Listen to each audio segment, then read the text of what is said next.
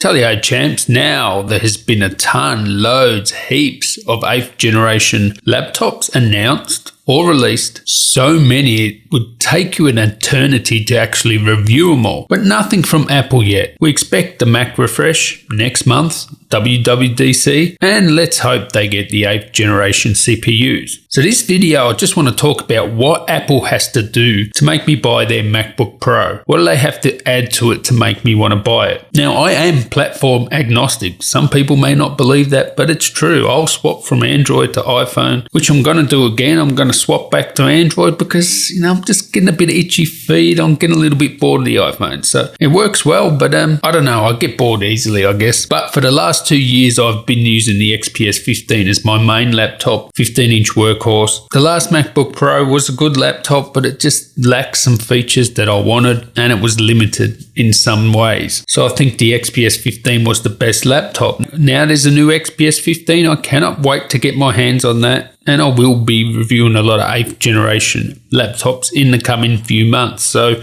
make sure you subscribe to see those. Really appreciate it if you give me a like there too. So what does Apple have to do to get me back to buying an Apple? First, let's talk about the things I would want, which Apple are not going to change. I would like the function keys back. I would really love the function keys and the escape keys back. I don't care if they keep the touch bar. They can keep it, just move it above the function keys. They're not going to do that, but I'd just love even to have just the model without the touch bar, maybe even as well. That'll be good. Also like to see an SD card slot and USB Type A. They're not going to do that. And quite frankly, I've moved on from that. I understand that everything's going to be USB-C now, but it would be nice. So I'd like those changes, but they're not happening. What about changes that may happen that may make me want to buy a Mac again? First of all, it has to have an 8th generation 6-core CPU. That is a must. An upgrade in graphics would be good. If they could get the graphics power up to, say, of that Intel AMD APU is capable of, like the one they use in the XPS 15 2-in-1, the Vega graphics off that. If they could upgrade the graphics to that sort of graphical power, that'll be fantastic because that's around a GTX 1050